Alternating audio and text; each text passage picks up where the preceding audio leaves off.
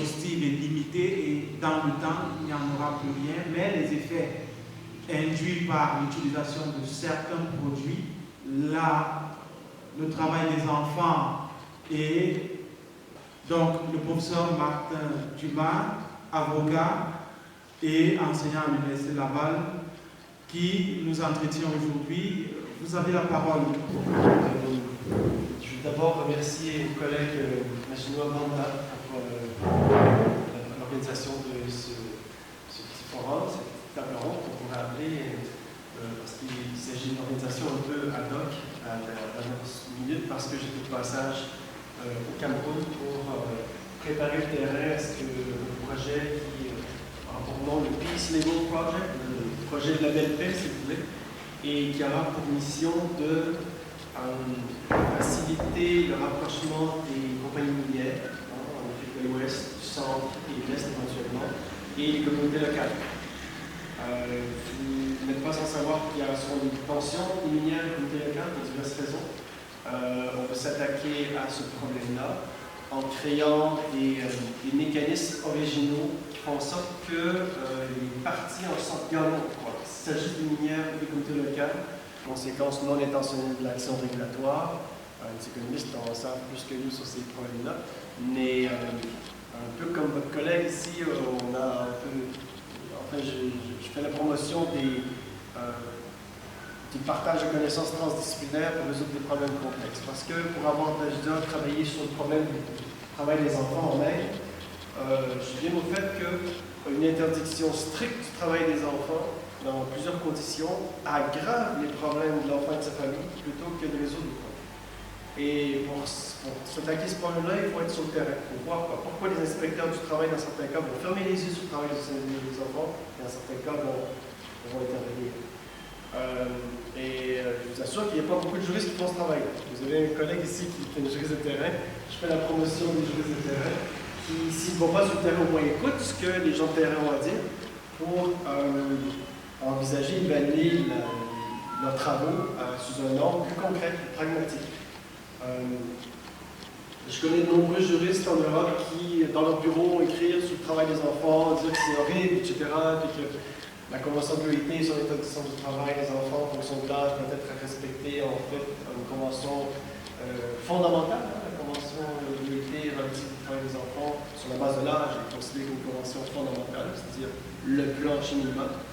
Alors qu'à mon avis, c'est davantage la seconde convention de l'OIT sur l'interdiction du travail des enfants qui porte sur le travail des enfants dans les pires conditions. Deux questions, une générale et une un peu plus spécialisée sur le projet. La première question d'ordre général est relative au concept d'acceptabilité sociale que vous défendez. Il me semble cependant que les entreprises ont trouvé un moyen de contourner ou alors de rendre cette notion plus favorable à leurs activités à travers notamment les phénomènes de green et de social washing. On peut prendre le cas de l'activité du cacao ou alors du café en Amérique latine avec une marque comme, je ne sais pas si j'ai le droit de la citer, mais on va dire Nestlé et les cafés Nespresso. On se rend compte qu'il y a beaucoup de promotion de labels bio et éthiques, mais quand on va au fond des choses, on se rend compte que c'est beaucoup plus du green ou du social washing. Qu'est-ce que vous en pensez par rapport à la logique de dialogue que vous prônez? Oui, c'est un réflexe sanitaire vis-à-vis de toute démarche de labellisation. Maintenant, il faut quand même être plus exigeant envers les normes non étatiques et leurs mécanismes qu'envers l'État. Chacun a ses failles et chacun peut aussi être efficace. L'approche là-dessus, c'est d'être scientifique, de vérifier ce qui se fait sur le terrain. Si une norme s'avère être une norme de greenwashing, il faut le développer, le montrer, et distinguer entre les labels qui sont pragmatiques et bien réalisés sur le terrain, efficaces et effectifs, et ceux qui ne le sont pas. À cet cet égard-là, on peut distinguer entre des labels qui sont plus critiques que d'autres. Alors, c'est notre travail à faire, c'est notre travail de distinguer entre des labels qui sont efficaces et ceux qui ne le sont pas. Je m'appelle Rita Panzano, je suis doctorante en droit à l'Université catholique. J'ai 4 questions autant pour moi à vous poser. 2 questions sur le projet en lui-même et 2 questions sur la responsabilité sociale et environnementale. Relativement au projet, j'aimerais savoir en quoi consiste le projet et comment est-il spécifiquement appliqué aux entreprises minières. Il s'agit de créer un code original, et vous l'avez évoqué, qui va traiter des aspects aussi sécuritaires, environnementaux, sécuritaires par la personne, aussi sécuritaires pour le milieu écologique, un label qui sera mis en œuvre à travers des mécanismes de marché, c'est-à-dire ce que j'appelle le consumocratique. Je vous invite à faire des recherches sur le web pour voir mes travaux sur la régulation consumocratique. Vous allez davantage de détails sur le fonctionnement de ce régime. Comment il sera mis en œuvre? On l'a évoqué tout à l'heure, hein, c'est par la pression des acheteurs, alors soit institutionnels, mais éventuellement acheteurs finaux d'or, pour obtenir un produit qui satisfait les normes absolument minimalistes en matière environnementale et sociale, et peut-être même régulatoire, on va voir. Si on s'attaquer à des questions plus délicates, moi je propose qu'on attend d'avoir touché les aspects de gouvernance. Ils ont eu le même problème avec les chefs de village. EDECAM est arrivé, EDEA Sud, c'est pas EDECAM, EDEA Sud Cameroun. Ils ont construit à peu près 34 forages, ils ont construit 2 écoles, 3 hôpitaux dans la région de Haut-Sahara, la région même du président. Alors, les chefs ont commencé à exiger un salaire de 50 000 francs par mois. Ils ont exigé la construction et tout. Et or, il se trouve que pendant ce temps, ils n'ont pas pu exploiter toute la surface qui leur avait été octroyée. Ils avaient eu, je crois, 10 000 hectares. Ils n'ont exploité que 4 000. Parce qu'après, ils sont tombés sur des zones protégées, etc. Ils se nuisent. C'est l'avenir du village qui est en jeu, la santé de leurs enfants et des femmes. Et là, il y a quand même un intérêt collectif. Donc, il faut faire une...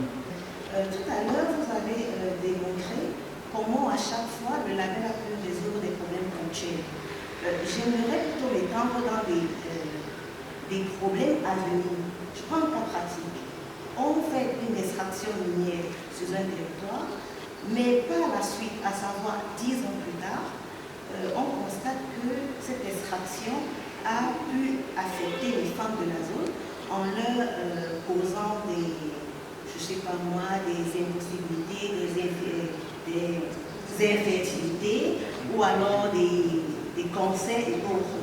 Je voudrais savoir si le label pourrait intervenir en ce moment-là, alors que la société minière a par exemple cessé toute exploitation. Merci. La labellisation dont vous parlez, est-ce l'extension, la continuité du processus de Kimberley qui a commencé au début des années 2000? Parce que j'ai l'impression que ça rejoint la certification minière qui voulait que toute activité d'orpaillage soit retracée et qu'il y ait une transparence dans la circulation, la commercialisation et surtout l'extraction de l'or. En plus, je voudrais savoir, lorsque vous parlez de la responsabilité sociétale de l'entreprise, c'est comme si c'est l'entreprise minière qui est beaucoup plus indexée.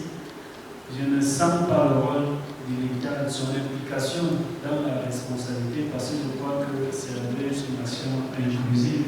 Parce que c'est l'État qui délivre les titres miniers. Même les permis d'exploitation artisanale, je crois bien. Parce que bien d'autres, le professeur sera là. Et dans le cadre du centre, on a organisé plein d'autres activités en lien avec les thématiques comme celle d'aujourd'hui. Et en tant que besoin, pour ceux qui seront intéressés, vous serez les bienvenus. Donc, j'invite maintenant les différents participants à nous rejoindre, parce qu'en Afrique, on se quitte pas sans qu'on partage un petit quelque chose. Mais avant cela, nous aurons une photo de famille et nous allons peut-être pas nous dire au revoir, mais peut-être à la prochaine. Merci pour votre bienveillance. Merci.